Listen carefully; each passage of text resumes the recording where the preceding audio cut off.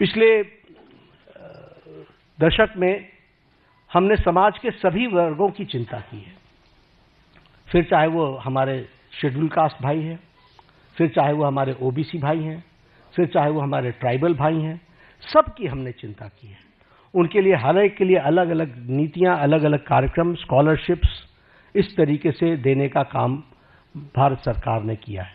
अब यहां पर मैं स्कीम्स गिनाना शुरू करूंगा तो एक घड़ी लग जाएगी, लेकिन all schemes dedicated to SC, ST और हमारे ओबीसी भाई, इनके लिए चिंता की गई।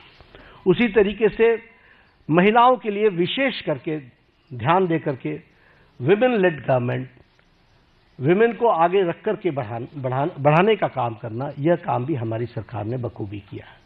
और जब हम ये विमेन की बात करते हैं, फिर हेल्थ के सेक्टर में आप ले लीजिए, right from conception to delivery, फिर डिलीवरी के बाद vaccination, all programmes have been taken by government of India, all programmes.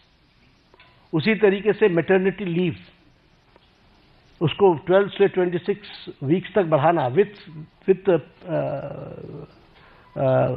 Salary, with payment, और उसके साथ साथ बच्चे पैदा होने पर उनको मातृवंदना में योजना के साथ फाइनेंशियली सपोर्ट करना, ये सारी चीजें बताती है। और उसी तरीके से अगर हम देखें तो महिलाओं को, फिर चाहे आपने देखा इसरो में भी जब तस्वीर आई, जब चंद्रयान पे उतरा था, तो सबसे ज्यादा आपको वहां पर साइंटिस्ट महिलाएं दिखी थी। अगर आप देखें तो पायलट्स बनाने से लेकर के, आर्मी में कमीशन देने से लेकर के, एनडीए में भर्ती से लेकर के, अभी एनडीए से भी पास आउट हो गए हमारे गर्ल स्टूडेंट्स, गर्ल कैडेट्स, सैनिक स्कूल में ऑल 73, 76 हमारे जो सैनिक स्कूल्स हैं, 73 सैनिक स्कूल्स, उसमें उनको एडमिशन मिलना।